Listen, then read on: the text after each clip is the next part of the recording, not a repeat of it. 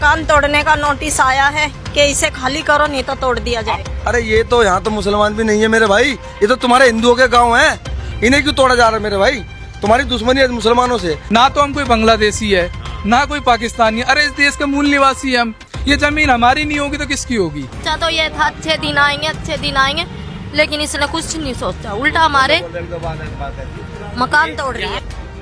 आज जो लोग ताली बजा रहे हैं ना, मैंने उनको घर पे भी बुलडोजर चलते देखे जी।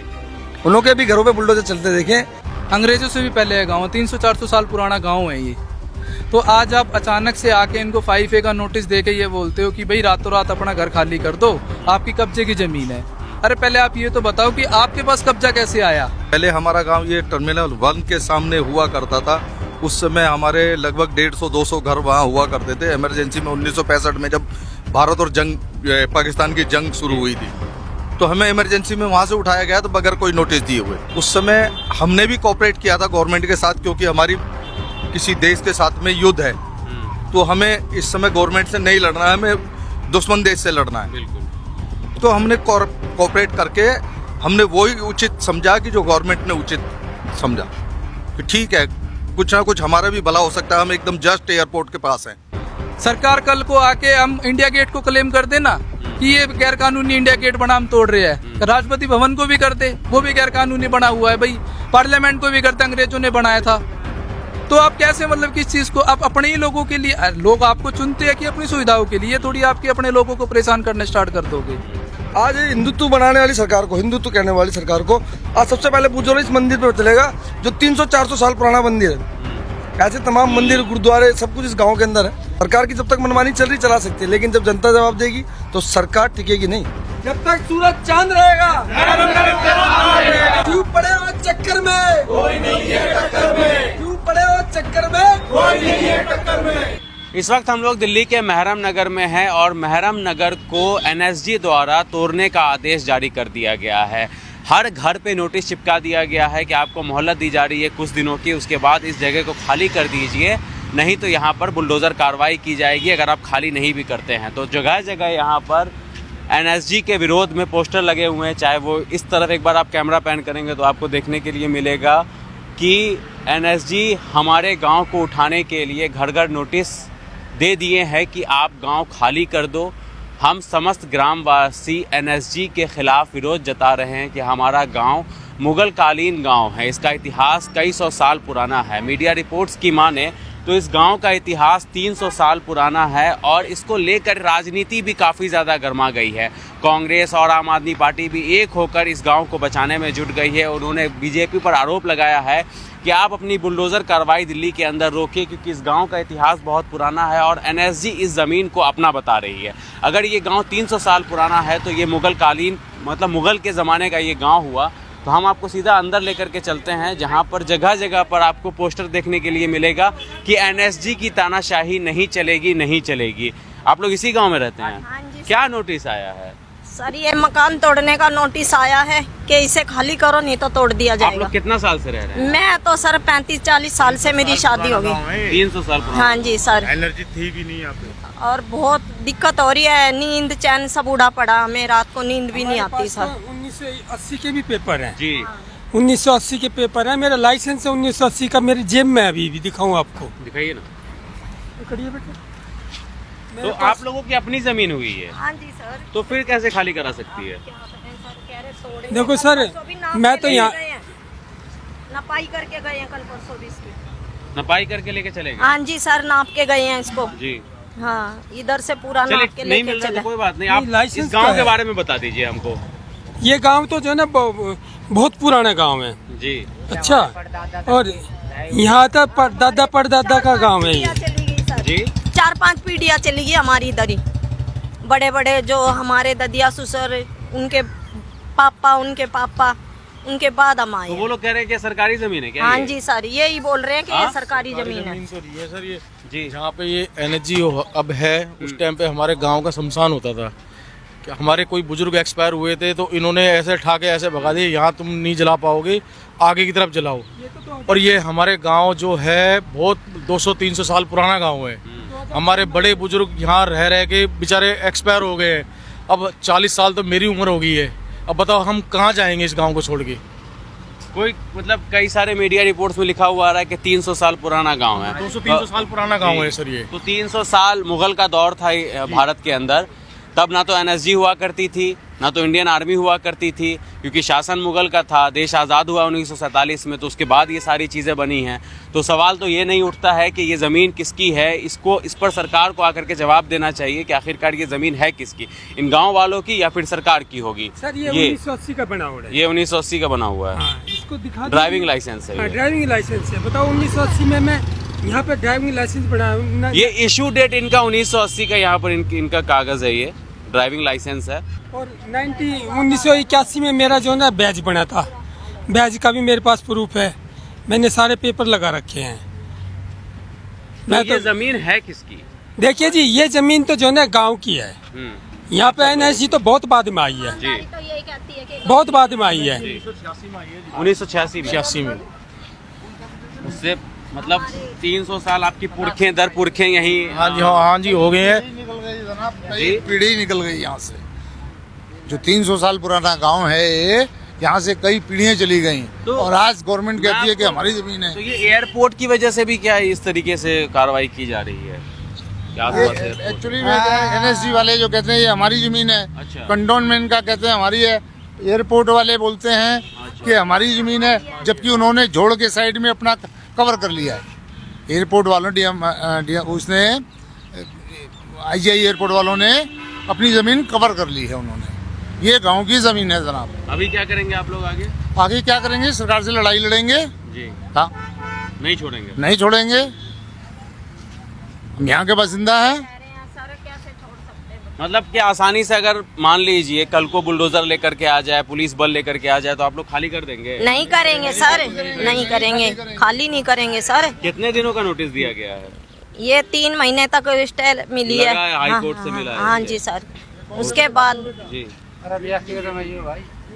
क्या करें सर, बहुत दिक्कत हो रही है, बहुत ज्यादा। हम लोग अंदर जा करके दिखा सकते हैं ना? दिखाइए साहब, दिखाइए। नोटिस कहाँ पर लगा है? और हाँ, ये देखिए। तो आपको अभी यहाँ पर हर घर के ऊपर एनएसजी के खिलाफ पोस्टर देखने के लिए मिल जाएंगे कि जो सरकार देश के काम ना आए वह सरकार निकम्मी है। तो जी आप लोग नारा दे रहे हैं? हाँ बिल्कुल बिल्कुल, नारा तो देंगे सर। पोस्टर दिखाइए ना, वो नोटिस कहाँ पे लगा हुआ है? नोटिस लगा हुआ है जी, ये देखिए, ये लगा रखा है इन लोगों ने। ये तो महापंचायत का है ना कार्यक्रम कॉर्नर पे पोस्टर लगा हुआ है जी। घर घर नोटिस लगाया है हाँ, क्या? घर घर में नोटिस लगाया है। कहाँ पर लगाया है? अंदर अंदर अंदर। चलिए आइए अंदर दिखाते हैं।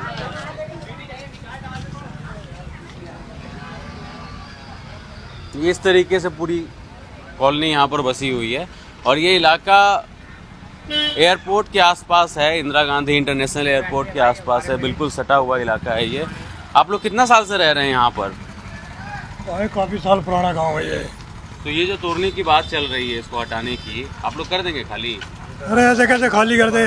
जी, पुराना गाँव है, सदियों बड़े बूढ़े चले गए, कई पीढ़ी चली गई हमारी। क्या मांग कर रहे हैं आप लोग सरकार से? हमें तो यही रहना भैया, हम ना कर रहे मांग कुछ भी। जी हाँ, पहली बात तो हम जाएंगे नहीं, मर जाएंगे हाँ। बस। ये आम आदमी पार्टी और कांग्रेस वगैरह ने भी तो यहाँ पर प्रोटेस्ट किया था ना इसको बचाने के लिए। कुछ ना करा हमारा प्रोटेक्शन ने, हाँ? उन्ना ना करा कुछ भी हमारा कुछ।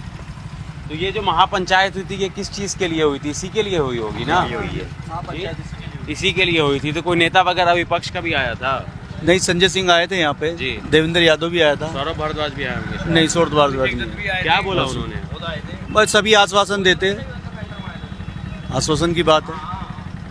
क्यों तोड़ा जा रहा है ये? यहाँ पे क्या बना देंगे तोड़ करके? ये कह रहे हैं कि भाई NSG की लैंड आ रही है ये यहाँ पे, एनएसजी की लैंड ऐसे ही NSG की आ रही है, इसी के उस पे कौन से मतलब कुछ तो प्रूफ बताया होगा ना कि कैसे आ गई एनएसजी की लैंड? उतने साल से नहीं है, आज अचानक कैसे आ गई? अब ये तो सरकार की, उसमें सरकार तो अपने उस पे चलती है, जैसे ही करती हो। आप लोग खाली कर देंगे? हाल ही तो नहीं करेंगे, हाल ही नहीं करेंगे। कल को पुलिस बल लेकर के आ जाएगी, CRPF या फिर रैपिड वो भी एक्शन देखा फोर्स जाएगा, उतार दिया जाएगा। वो भी देखा जाएगा। क्योंकि कई सारी कॉलोनियाँ तो दिल्ली का ऐसे ही इसी तरीके से खाली करा दिया गया, चाहे आपका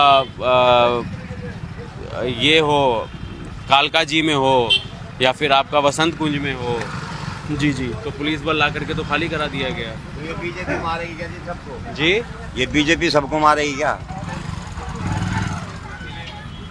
बोल भाई। गंदी सरकार है, बहुत गंदी सरकार है। जब से आई है, जब से इसने बिल्कुल गरीबों के साथ अत्याचार कर रखे हैं सर। इसने बिल्कुल नहीं सोचती है गरीबों के बारे में, कुछ नहीं सोचा इसने। सोचा तो ये था अच्छे दिन आएंगे, लेकिन इसने कुछ नहीं सोचा, उल्टा हमारे मकान तोड़ रही है ये। झुग्गियां भी नहीं, यहाँ तो पक्के पक्के मकान बने हुए हैं। पक्के मकान है, सबने पैसा लगा के अपने पेट पट्टी बांध के लोगों ने मकान बनाए हैं सर। बहुत पुराना गांव है ये। अब इसके पता नहीं क्या हो रहा, जब से ये सरकार बनी है, जब से इसने ऐसी फेंक दी है सर। क्या करें? जी सर, क्या नाम हुआ आपका? मेरा नाम दीपक पारचा भाई साहब। तो आप लोग खाली कर देंगे क्या जमीन? खाली कर दोगे भाई? ये कहने की बात नहीं है, तानाशाही सरकार है, बेऔलादों की सरकार। उन्हें क्या पता इन बच्चों का सुख, इन बच्चों का दुख, इन माओ का दुख, इन बुजुर्गों के। इनके तमाम बाप दादा भी यहाँ गुजर गए तमाम। आज सरकार ये बात बोल रही है। सरकार से मेरा सिर्फ एक सवाल है कि अभी जो नया पार्लियामेंट बनाया गया है, क्या उसकी रजिस्ट्री सरकार के पास है? सुप्रीम कोर्ट, हाई कोर्ट जो बनाए गए हैं, क्या उनके पास रजिस्ट्री है? तो तमाम इन लोगों के लिए जो गांव, कौन सा गांव है जिसके इनके कागजात इनके पास हैं? गाँव से शहर बचे, शहर से कॉलोनियाँ बसी, कॉलोनियों से बच्चे बसी। आज सरकार ने कुछ व्यवस्था बनाई नहीं, सिर्फ उजाड़ने का काम कर रही है। हम समझ सकते हैं अडानी अंबानी की सरकार है। मैं किसी सरकार को ये नहीं कहूँगा, मैं किसी सरकार के बढ़िया काम करिए, अच्छा काम करिए। सरकार से आज अपने वादे पूरे नहीं कर पा रही है। रोटी कपड़ा और मकान व्यवस्था के लिए सरकार बनाई गई थी, तानाशाही के लिए सरकार नहीं बनाई गई थी। इन बुजुर्गों को देखो, इन माताओं को देखो, इन बहनों को देखो।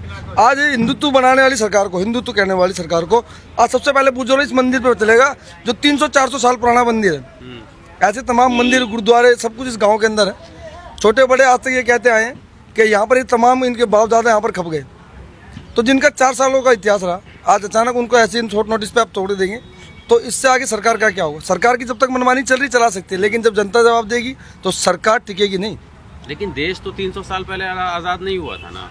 देश तो 1947। देश आज भी आजाद नहीं है। देश आज भी आजाद नहीं है। रियलिटी में गुलाम आज आजाद हुआ है। आज किस चीज पे अभी बताया स्वतंत्र है? आप अपने देश में नहीं घूम सकते। आज बेटियां सेफ नहीं है, भाई सेफ नहीं है। आज युवा कमजोर है, बुजुर्ग कमजोर है। आज एक 60 साल का पहले बुजुर्ग बताया जाता था, आज 80-50 साल का बुजुर्ग है। आज कहाँ स्वतंत्रता? स्वतंत्रता कहीं नहीं है। इनको ऐसा लग रहा है कि देश आज़ाद हो गया। मैं कह रहा हूँ देश रियलिटी में आज गुलाम हो गया और अपनों के हाथों ही हो गया। तो ये जो बड़े बड़े वादे किए जा रहे थे जब बीजेपी गवर्नमेंट सत्ता में आने वाली थी इलेक्शन से पहले, कि जहाँ झुग्गी वहीं मकान, फिर जिनको झुग्गी हटाया गया कहा गया कि उनको मकान दिया गया, तो इस तरीके से कोई बात चल रही है यहाँ पर? यहाँ पे कोई बात नहीं चल रही। लेकिन आपने सुना होगा, एक सॉन्ग चला होगा था, वादा तो टूट जाता है, मिलने की तुम कोशिश मत करना। और यही साथ इनके साथ हो रहा है। आज यहाँ पर कोई बड़े बड़े जो रणदावा, जो बड़े बड़े नेता, आज एक भी यहाँ तक नहीं पहुँचा। अभी तक इनकी गरीबों की हालत पूछने नहीं पहुँचा है कि आज इनके साथ हो क्या रहा है। वही नेता जो दलितों की बस्तियों में घुसकर अपनी VIP ट्रीटमेंट थालियाँ लगाकर यूँ बोलते हैं कि हम दलितों के साथ भोजन खाते हैं। आज ये दलित बस्तियाँ, ये दलित गाँव उनको दिख नहीं रही हैं। पतन पे आज सरकार है, इस बात के लिए पक्का एकदम रियलिटी की बात है। सभी साथी, सभी माएँ, सभी बहनें, अरे ये तो यहाँ तो मुसलमान भी नहीं है मेरे भाई, ये तो तुम्हारे हिंदुओं के गाँव हैं, इन्हें क्यों तोड़ा जा रहा है मेरे भाई? तुम्हारी दुश्मनी है मुसलमानों से, लेकिन यहाँ तो मुसलमान भी सहयोग कर रहा है, हिंदू सिख ईसाई भाई सारे भाई कर रहे हैं। 36 बिरादरी यहाँ पे रह रही है। तो आज किस बात की दिक्कत है? आज उन हिंदुओं से भी दिक्कत होने लगी, उन दलितों से भी घिन होने लगी, आज उन मुसलमानों से भी घिन होने लगी। आज बचा कौन है देश में कि जिससे दिक्कत है? मैं देख रहा हूँ आप तमाम बस्तियाँ, झुग्गियाँ, आप मुझे कहीं ना कहीं कालकाजी में तोड़ा गया, वहाँ भी मुसलमान बहुत कम थे। मद्रासी कैंप तोड़ा गया, वहाँ तो मुसलमान थे ही नहीं। तो आज विषय जाति का नहीं है, आज विषय मानवता का है। आज हर भाई को, उस भाई को समझ में आनी चाहिए बात कि आज विषय मानवता का है। और आपके इस कैमरे के, इस वीडियो के माध्यम से बताना चाहता हूँ कि आज मानवता के लिए काम कर। आज वो हिंदुत्व भी यहाँ दिख नहीं रहे हैं, जो चिल्ला के देश के लिए, राष्ट्र के लिए बात कर रहे हैं, आज वो भी यहाँ दिख नहीं रहे। आज तमाम से वो संगठन, वो ग्रुप और वो सब भाई आ रहे हैं जो मानवता के लिए काम करते हैं। अभी थोड़े दिन पहले, चंद दिन पहले मोदी जी की माता जी को गाली बक दी गई थी, तो तमाम रोड के सोड़ों पे लाखों तादाद पे वो गुलाम कार्यकर्ता उतरे। और वो तक मैंने चेहरे देखे जिन्होंने कभी अपनी माँ बापों के लिए नहीं उतरे। लेकिन आज मैं पूछना चाहता हूँ कि आज इन माओं का दुख नहीं दिख रहा? ये माँ नहीं है, ये बहनें नहीं है, ये भाई नहीं है, ये बच्चे नहीं है, ये बुजुर्ग नहीं है, तो क्या सिर्फ एक माँ एक ही रह गई, सर्वश्रेष्ठ माँ रह गई? तो मैं कहना चाहता हूँ सभी भाइयों से, मेरा आग्रह है आप सभी भाइयों से, जो अब तक नहीं जगे उन गुलाम कार्यकर्ताओं से भी आग्रह करेंगे, मेरे भाइयों अगर ये लोग रहेंगे तो आप भी नेता रहेंगे, नहीं तो अन्यथा अंत है। और इस बात का विशेष ध्यान रखें कि अब जनता जाग रही है और एक बहुत बड़ा शायद आंदोलन हो सकता है, क्योंकि कितने घर, कितनी झुग्गियाँ, कितने बस्तियाँ जो आपने खुद कवरेज करे हैं, देख सकते हैं कितने परिवार आज रोडों पे हैं, व्यवस्था का कोई कहीं से कहीं नाम से नहीं। ज्यादा तो मैंने कवर कर लिया, जहाँ जहाँ मैंने खुद देखा है।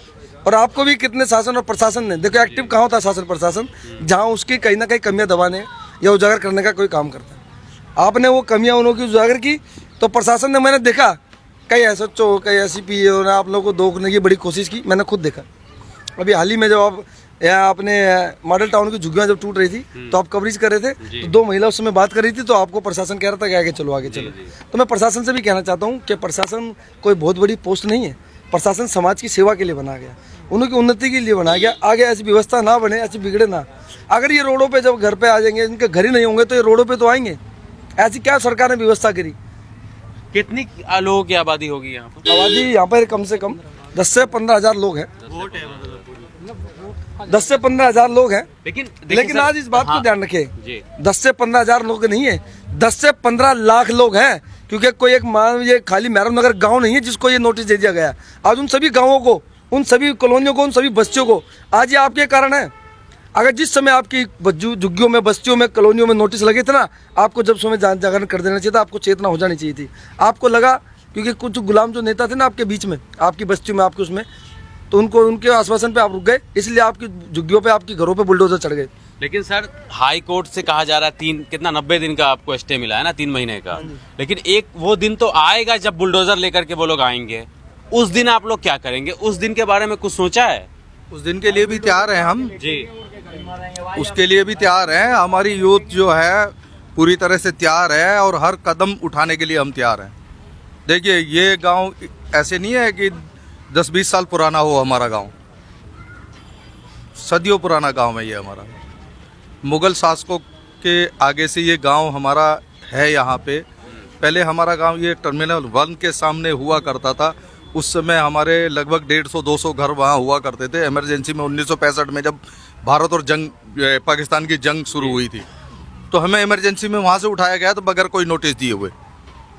ठीक है सर, उस समय हमने भी कोऑपरेट किया था गवर्नमेंट के साथ, क्योंकि हमारी किसी देश के साथ में युद्ध है तो हमें इस समय गवर्नमेंट से नहीं लड़ना है, हमें दुश्मन देश से लड़ना है।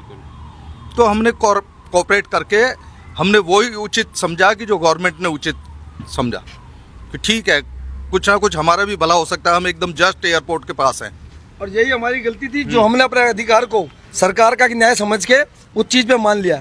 लेकिन ना सरकार अब इस बात को कह रही है, अब तो कोई ऐसा बार नहीं है, ऐसा भी कोई युद्ध नहीं है, लेकिन आज भी अपने मुताबिक हटाया जा रहा है। जहाँ पर हमारे अपने गरीब तत्व के लोग होते हैं वहाँ सरकार चाहती नहीं कि ये घरों में रहे, सरकार चाहती है दड़बों में रहे, और वो दड़बे रहे जो उन्होंने खुद बनाए। और अभी उनका भी नहीं पता वो कहाँ बने। जहाँ पे 400 मकान बना गए वहाँ पे 1000 आदमी या 1 लाख आदमियों को रखने का सरकार वादे करती आई है। मंगोलपुरी, सुल्तानपुरी के अंदर आप देखते हैं वो किसी टाइम में, आज उस सरकार को भी 11 साल हो गए भी, उस समय भी आज उन फ्लैटों में कोरोना काल में वहाँ पेशेंट जरूर घुसेड़ दिए गए, लेकिन वहाँ पर इंसानों को घर देने का काम नहीं किया। जहांगीरपुरी के अंदर भी बनाए गए, तिलोकपुरी के अंदर भी बनाए गए, तमाम ऐसे गए जो नरेले में भी बनाए गए, लेकिन ये बनाए गए, इन्होंने किसी आवास दिया नहीं गया। तो मैं कहना चाहता हूँ ये तो घर बसे बसाए हैं, इन्हें क्यों तोड़े जा रहे हैं, इन्हें क्यों दिक्कत दी जा रही? क्या इन्होंने आपका योगदान नहीं है? क्या इनको MP MLA कौंसलर बनाने में इनका योगदान नहीं है? बिल्कुल है इन्होंने। और अभी हमारी जो गुहार, जैसे कि अभी आपने एक सवाल किया था कि जब नोटिस का समय खत्म होगा, अभी हमारा न्यायालय पे पूरे गांव का नहीं पूरे देश का भी भरोसा है। नहीं, मैं इसलिए कह रहा हूँ क्योंकि 50 से ज्यादा तो मैंने कवर कर लिया, तो मैंने अपने आंखों से देखा है कि लोगों ने बोला कि हाँ हम लेट जाएंगे, बुलडोजर के आगे जान दे देंगे, लेकिन जब पुलिस बल वो लोग लेकर के आते हैं तो वो इतनी तादाद में लेकर के आते हैं कि एक को चुन करके उस एरिया से हटा देते हैं वहाँ पर, और उसके बाद उस इलाके को समतल कर देते हैं। अभी हमारा इस विषय में कई गाँवों से अभी आपस में बात चल रही है जी, क्योंकि देखिए कई पक्ष विपक्ष किसी से बात हुई है? पक्ष विपक्ष से देखिए काफी तमाम नेता आते हैं, जब मंच लगते हैं तमाम नेता आते हैं, बड़ी बड़ी बातें करते हैं। हम तो जब माने कि जब गांव में टिक के दिखाएं, क्योंकि आज विषय सिर्फ ना टिक के रुकने का है, अड़ के रुकने का है। मैं भी काफी दूर से चल के यहाँ कई साथों के बीच में आ रहा हूँ, कब से आ रहा हूँ भाई, आप लोगों को मुझसे उम्मीद तो होगी। तो ऐसा कोई उम्मीद का चेहरा अब तक हमारे को दिखा नहीं है। बाकी अगर ऐसा कोई होगा तो उसका समर्थन भी करेंगे, उसका सम्मान भी करेंगे।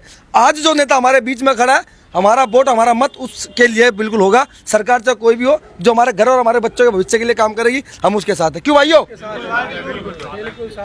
तो इसलिए मेरा कहना है सभी भाइयों से, उन नेताओं से, आज आप पे भी अपॉर्चुनिटी है मेरे भाई। इलेक्शन के टाइम में इतना काम नहीं करना पड़ेगा जितना आज इन भविष्य में इन चेहरों के लिए काम करते थे। तो हम इस बात को मान लेंगे, हमारा असली नेता वही जो हमारे बीच में खड़ा है, आज हमारे सुख में और हमारे दुख में खड़ा है। आज ये दुख का विषय सभी भाइयों से कहना चाहूँगा और पार्टी से कहना चाहूँगा, आज किसी एक विशेष पार्टी के लिए काम नहीं करें, हमसे उस व्यक्ति के लिए काम करेंगे जो आज हमारे घर को बचाने का काम करेगा। बस, धन्यवाद भाई। ठीक है सर, शुक्रिया बात करने। अंदर आप आओ, आप देखो कितना पुराना मंदिर है, कितने पुराने लोग हैं और कई बुजुर्ग, कई महिला है, सब कुछ यहाँ बड़े बड़े किले भी हैं।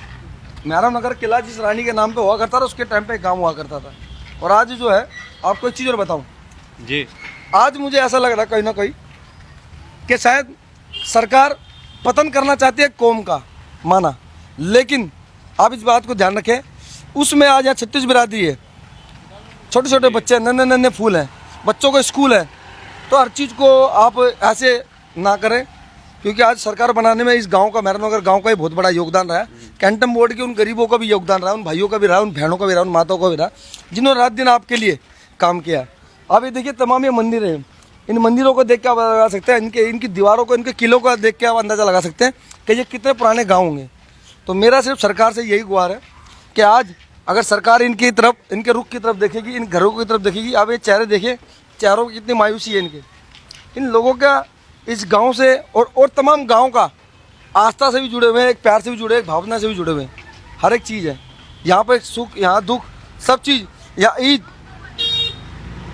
होली, दिवाली, बैसाखी सब साथ मनाया जाता है। मेहराम नगर गांव का ना एक इतिहास है, यहाँ के लोग बड़े प्यार से। मेहराम नगर गाँव जब यहाँ पर मैं मौजूद हूँ और जो देख रहा हूँ, तो ये कोई झुग्गी नहीं है, ये पक्के मकान यहाँ पर बने हुए हैं और काफी खूबसूरत मकान यहाँ पर बने हुए हैं। और अगर इतिहास इसका, एयरपोर्ट के लिए भी जगह दी है। देखो सरकार का सम्मान रखा है जी, हर सरकार का इन्होंने सम्मान किया। जिस समय गांव आ जाओ, जिसके बीच में ये आप एयरपोर्ट देख रहे हैं जी, ये एयरपोर्ट की जगह भी मेहराम नगर गाँव की हुआ करती थी। मेहराम नगर के गाँव वालों का दिल बड़ा है, लेकिन आज व्यवस्था तो बनाई नहीं, आपने उस गांव का पतन करने चल गए, तो ये कहीं ना कहीं पूरे उसके साथ खितेज है। आप इस मंदिर की दीवार बता देंगे मंदिर कितना पुराना होगा, इस मंदिर का नाम, इस मंदिर का रजिस्ट्रेशन बता देगा ये कितना पुराना मंदिर होगा। इससे आप अंदाजा लगा सकते हैं सरकार के कान खुल जाएंगे। यहाँ सरकार के जितने MP MLA कौंसलर बने ना, इस गाँव से बने। तो मेरा सिर्फ सरकार से यही एक बस रिक्वेस्ट है, दरख्वास्त है, अगर ऐसा हुआ कि अगर इस गाँव का पतन हुआ तो न जाने कितने गाँव जुड़कर इस बात का कहेंगे कि जीवन में हमने जो गलती की वो गलती दोबारा नहीं दोहराई जाएगी, क्योंकि रहेंगे तो हिंदुस्तान में ही ना ये लोग, रहेंगे तो हिंदुस्तान में ये लोग। लेकिन हम मेहराम नगर पूरा गांव, अगर ये हमारा गांव बचता तो हम सरकार का सम्मान करेंगे, नहीं अन्यथा पूरा गांव मिलकर इस बात का बहिष्कार करेगा कि जीवन में, भविष्य में कभी ऐसी निकम्मी सरकार को वोट नहीं डालेंगे। क्यों भाई? लेकिन जब बीजेपी की सरकार आ गई थी तो जगह जगह ये बातें हो रही थी कि अब हिंदुओं की सरकार आ गई, अब दिल्ली के अंदर हिंदू सशक्त होगा, लेकिन फिर उन्हीं हिंदुओं को उखाड़ा जा रहा है। अब वो हिंदू किस लेवल के हो तो ये सरकार पता लगती है ना, शायद क्या पता दलितों की गिनती भी हिंदू में ना हो। मैं इसलिए दलितों को भी बोलता रहता हूँ। तो कोई विषय आज किसी जाति का नहीं है, मैं फिर इस बात को कह रहा हूँ, आज विषय गाँव का है। यहाँ पर जिनको सर्वश्रेष्ठ कहा जाता है, जब मुसलमानों के घर पर बुलडोजर चलता था, कई सारे लोग जो ताली बजाते हैं, हंसते हैं, इसमें तो कोई दो राय नहीं, आपको ही पता होगा इस बारे में। नहीं, उनको वो जो हंसते हैं, जो तालियां बजाते हैं, वो राजनीति के शिकार लोग होते हैं। देखिए, एक बस्ती में हर तरीके का एक व्यक्ति होता है। आज जो लोग ताली बजा रहे हैं ना, मैंने उनको घर पे भी बुलडोजर चलते देखे जी, उनके भी घरों पे बुलडोजर चलते देखे। तो ताली बजाने वाले जो बेचारे थोड़ा राजनीति के शिकार होते हैं, वो लोग होते हैं। पूरी कौम को या किसी बिरादरी को इस चीज़ का शिकार नहीं कहेंगे कि ले भाई वो एक शिकार है, नहीं। जो लोग तालियां बजा रहे हैं आज उनके भी घरों पे बुलडोजर चल रहे हैं, ठीक है। लेकिन तमाम ये जो बेचारे गाँव, इन गाँव देख लीजिए आप, इन बच्चों को देख लीजिए, इन माँ बहनों को, इनके चेहरों पर शिकस्त देख लीजिए। आज इन माओ के, ये वो लोग हैं जिन्होंने सरकार बनाने में पूरी भूमिका निभाई है, रात दिन निभाई है। मेहराम नगर गाँव का एक रिकॉर्ड इतिहास रहा है कि कोई नेता भी आया उसको पूरा आशीर्वाद, पूरा सम्मान दिया। मंदिर दिखा दें अंदर से, तो मंदिर के अंदर सामूहिक विरोध प्रदर्शन का बैनर आपको देखने के लिए मिलेगा NSG के खिलाफ और जस्टिस फॉर मेहराम नगर। अब ये बच पाएगा या ना बच पाएगा ये तो 3 महीने के बाद ही पता चलेगा। लेकिन जो आपका नाम क्या हुआ? मेरा नाम दीपक पारसे। जो दीपक जी हैं यहाँ पर, और भी गांव के सारे जितने भी लोग हैं, सब इसी बात में और इसी चीज़ की कोशिश कर रहे हैं कि किसी भी तरीके से हमारा गांव बच जाए, गांव पर बुलडोज़र ना चले। जी, किनसे बात करनी है? हाँ जी, क्या नाम हुआ सर आपका? विनोद उज्जैनवाल। आप लोग यहीं रहते हैं? मेरी 12वीं पीढ़ी है सर जी इस गांव में, 13वीं मेरे बच्चों की है। मेरे दादा, परदादा, सड़दादा 11वीं और 12वीं पीढ़ी मेरी, 13वीं मेरे बच्चों की, यहीं पे रहते हैं। तो क्या बोला जा रहा है कि ये ज़मीन अवैध है, सरकारी है, इसके ज़मीन के पेपर आप लोगों के पास हैं या नहीं हैं? पुराने टाइम में देखो, ये है गांव, जी, आज तक गांव, जहां भी गांव कोई है, किसी के पास दस्तावेज नहीं है गांव के। जी, ऐसे ही हमारे पास नहीं है दस्तावेज, गांव है ये प्रॉपर। ये 1965 में वहाँ से एयरपोर्ट के वहाँ से तोड़ करके यहाँ शिफ्ट किया गया था। किया भी क्या था, हम ये जंगल पड़ा हुआ था, साफ सफाई करके अपने आप रहने लगे। क्यों कि हमारे मकान तोड़ दिए गए थे जहाँ पे पहले हमारा पुश्ते नहीं रहते। ठीक है जी, कोर्ट ने बोला? नहीं, बोर्ड ने बोला था, कैंटोनमेंट बोर्ड ने 60 क्वार्टर, ये 60 क्वार्टर थे यहाँ पे, वो 60 क्वार्टर। अब मेरे पिताजी यार 5 भाई हैं। मोटा मोटी बात है कि सरकार के सहमति से आप लोग रह रहे हैं? हाँ जी, जी, ठीक है, आगे बोलो। कैंटोनमेंट बोर्ड की वजह से बस। और गाँव का खनन किया गया था उस समय भी, इस समय ये पूरा गांव था, एयरपोर्ट वहाँ पर बनना था। सरकार का सम्मान करते हुए इन्होंने उस जगह को छोड़ा और यहाँ पर इनको बसाने का काम किया। इन्होंने फिर अपने घर में हर एक चीज को, यहाँ पे ईट रोड, कीड़े मकोड़ों से सब चीज से लड़ झगड़ के आज इस बंजर जमीन को गाँव बनाया इनके पुरखों ने, इनके बाप दादाओं ने। नहीं, मैं फिर ये नहीं समझ पा रहा हूँ ना कि ये जमीन फिर एनएसजी की कैसे हो गई अगर गांव 300 साल पुराना है तो? एनएसजी को सन 65 में, मेरा नाम उदय चंद उज्जैनवाल है जी, सन 65 में हमारा गांव मेहरम नगर एक ही गांव था। ठीक है जी, एयरपोर्ट के जरिए हमारे को इधर कर दिया। कैंटोनमेंट बोर्ड ने दिए थे 60 क्वार्टर और मकान थे हमारे 250-300 के एयरफेयर में। ठीक है जी, उन्होंने कहा था कि भाई इतना तुम इन क्वार्टरों में बसो, बाकी के और बना के देंगे आपको। मुंह से बोला था। उस टाइम में कोई कंप्यूटर सिस्टम नहीं था जो चढ़ाया है, रजिस्टर थे। वो रजिस्टर बोर्ड ने पता नहीं हमारे कहाँ फूंक दिए, कहाँ जला दिए। समझिए साहब, हमारे दादा परदादा ने यहाँ खेत तक बा रखा है, उनके पास पट्टे तक के कागज हैं। ठीक है जी। और आप एक बात बताओ, किसी भी गांव देहात में चले जाओ, 15 साल 20 साल में कई 120 गज के प्लॉट दे रहे हैं, कई 80 गज के दे रहे हैं। ये हमारे को देने की बजाय और हमारे छीनने जा रही है। जो रिफ्यूजी लोग, जैसे जब पाकिस्तान बटा, हिंदुस्तान पाकिस्तान अलग हुआ, तो पाकिस्तान से जो लोग आए थे उनको दिल्ली में बसाया गया ना। हाँ, तो उनके पास भी पेपर नहीं होगा फिर? हाँ, उनके पास भी नहीं है पेपर। हम तो दिल्ली के रहने वाले हैं, सारे गांव देहात के। नहीं, जैसे उनको दिया गया ना जमीन, आप चले जाइए पटेल नगर हो या रमेश नगर हो या कहीं भी, तो रिफ्यूजी कॉलोनी है, तो उनके पास ही पेपर नहीं है क्योंकि उनको भी बसाया गया है। अब हमारी भी, मेरी भी उम्र 65-66 साल हो रही है। हमारे पिताजी की, बड़े भाइयों की हमारे से भी ज़्यादा 80-80 साल, 85-85 साल होली उम्र है। हमारे बाप दादा परदादा सब यहीं थे। ये बतलाओ आप, ये हमारे बड़े भाई बैठे हमारे से ज़्यादा एज के हैं, इनसे भी ज़्यादा एज के हमारे जवाहरलाल सिंह हैं। हाँ जी, ये अभी हैं 83 साल के हैं। हाँ जी, 83 साल के हैं, अभी जिंदा हैं। और भी हैं साल का बीवी। तो साहब ये हमारे साथ गलत हो रहा है। अब एनर्जी तो 86-87 में ही आई है, हम तो उससे पहले के बसे हुए हैं। हाँ, और मुगल टाइम से है गाँव ये, मुगल टाइम से ही है। अब 200 साल अंग्रेज राज करके हैं, तो मुगल भी तो होंगे ना पहले। बिल्कुल। तो मुगल के टाइम का गांव है, और एक दफ़ा जहाँ से उठा दिया है, अब दोबारा उठाएंगे इस गांव को? गरीब आदमी 2 पैसा लगाता, बार बार लगाता रहेगा पैसा क्या? ये तो नाइंसाफ़ी हो रही है यहाँ बहुत ज़्यादा। और ये सरकार आने से हुआ ना, पहले से कुछ नहीं चल रहा था यहाँ। एनएसजी अब जाकर हमारे ऐसे कर रही है, एनएसजी वगैरह कुछ कर बोल रही, बताओ। एनएसजी लेटर दे दिए, कभी हमें बोर्ड की जगह बता देते, कभी एनएसजी की बताते। एनएसजी 87-88 में एनएसजी आई है यहाँ। क्या 40 साल से सो रहे थे? आप बताओ, उस टाइम से सो रहे थे, अब जाके जाग रही हैं। अब दिल्ली में सारी जगह टूट रहे हैं, सरकार आने से टूट रहे हैं। 87 से एनएसजी अभी तक सो रही थी। 2025 है आज, 40 साल से एनएसजी सो रही थी। अब 2025 में एनएसजी ने हमारे को नोटिस जारी किया गांव को कि भाई मकान खाली करो। 30 तारीख को अल्टीमेट दिया था कि भाई 30 तारीख को ये मकान खाली कर देना आप। अब किस ब्याह पे करेंगे जी 30 तारीख को? एकदम इमरजेंसी। और तोड़ने का बिल्डोजर लाएंगे, तोड़ेंगे, उसका भी पैसा हमसे लेंगे। हाँ जी, ये इनके ऑर्डर हैं। उस पर लिखा हुआ, बाकायदा बैनर पे लिखा हुआ था। इन्होंने बैनर लगाया था, 4 बैनर लगाए थे इन्होंने।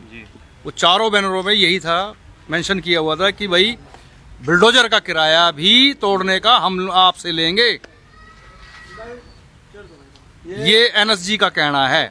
जी सर, ये हमारे वकील साहब। जी जी बताइए ना आप। हाँ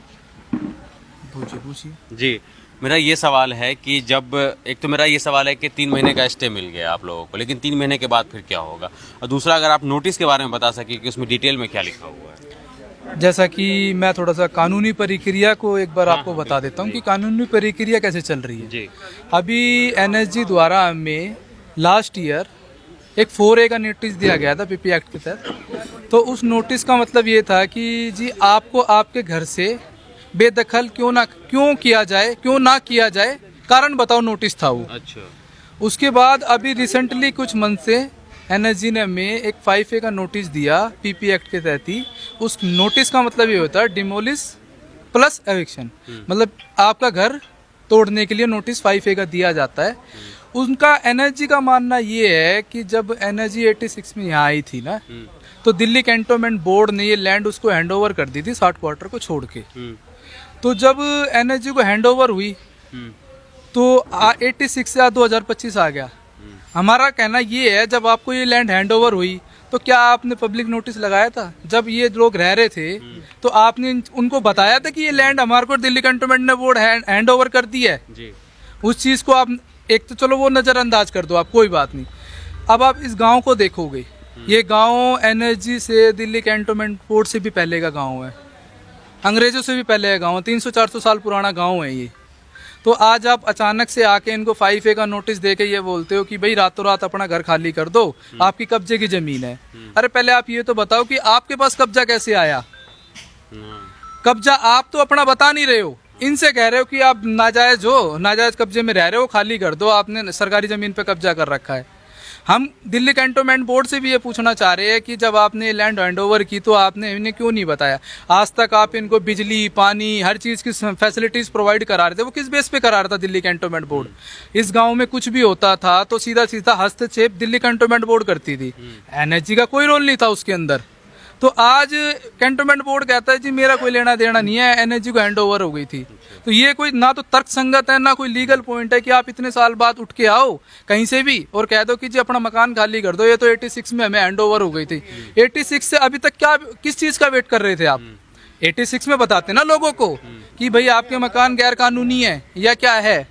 अच्छा, इसको सरकार की तरफ से डील कौन कर रहा है, केंद्र सरकार या फिर जी बिल्कुल, इसमें जो एनएसजी को डील कर रही है, एनएसजी केंद्र के अधीन है, और जो हमें नोटिस प्रोवाइड किया गया है वो होम मिनिस्ट्री के द्वारा किया गया, गृह मंत्रालय के आदेश पे। केंद्र की सरकार अमित शाह, बिल्कुल अमित शाह के बिल्कुल। और हम तो लगातार सरकार से भी प्रयास कर रहे हैं, कोर्ट में तो हमारा चल ही रहा है, जैसा कि आपको स्टे के बारे में पता। हम तो सरकार से भी प्रयास कर रहे हैं कि आप ऐसा ना करें। अगर आप जैसे बाहर से जो लोग आते हैं, शरणार्थी जो आते हैं, आप उनको पक्का मकान बना के देते हो, आप एक बसे बसाए गाँव को, और एक ऐसा नहीं है कोई वो हो यहाँ पे कोई बड़े लोग रह रहे हैं, यहाँ ST SC OBC वर्ग के लोग रहते हैं, मूल निवासी है देश के। हाँ, मेरा वही कहना है, ना तो हम कोई बांग्लादेशी है ना कोई पाकिस्तानी है, अरे इस देश के मूल निवासी है हम। ये जमीन हमारी नहीं होगी तो किसकी होगी? सरकार कल को आके हम इंडिया गेट को क्लेम कर देना कि ये गैर कानूनी इंडिया गेट बना, हम तोड़ रहे हैं। राष्ट्रपति भवन को भी कर दे, वो भी गैर कानूनी बना हुआ है भाई। पार्लियामेंट को भी करते, अंग्रेजों ने बनाया था। तो आप कैसे, मतलब किस चीज को आप अपने ही लोगों के लिए, लोग आपको चुनते हैं कि अपनी सुविधाओं के लिए, थोड़ी आपकी अपने लोगों को परेशान करने स्टार्ट कर दोगे। लेकिन आप वकील है ना, आपको तो पता होगा कि दिल्ली के अंदर किस तरीके से पिछले 2-3 महीने में बुलडोजर कार्रवाई देखने के लिए मिली है। 60-70 जगह तो मैं खुद चला गया। अब चीज तो वही समझ के नहीं आ रही, क्योंकि नहीं बच पाई ना, बड़ी बड़ी कॉलोनियां नहीं बच पाई। मद्रासी कैंप हो गया, देखो कालका जी हो गया, उनमें भी DRR एक्ट में एक चीज होती है कि झुग्गी। मैं कह रहा हूँ इस गांव में सरकार हमें झुग्गी तो दिखाए, सारे पक्के मकान है, 10-12 हजार की आबादी है, इतने हजार लोग हैं यहाँ, इतने सारे घर है, सरकार हमें झुग्गी तो दिखाए यहाँ। और एक ऐतिहासिक गांव को आप रातों रात खाली करा लोगे, ये तो हम होने नहीं देंगे, ना कोर्ट होने देगा। हम उच्च न्यायालय पे हमें पूरा भरोसा है। जी बिल्कुल।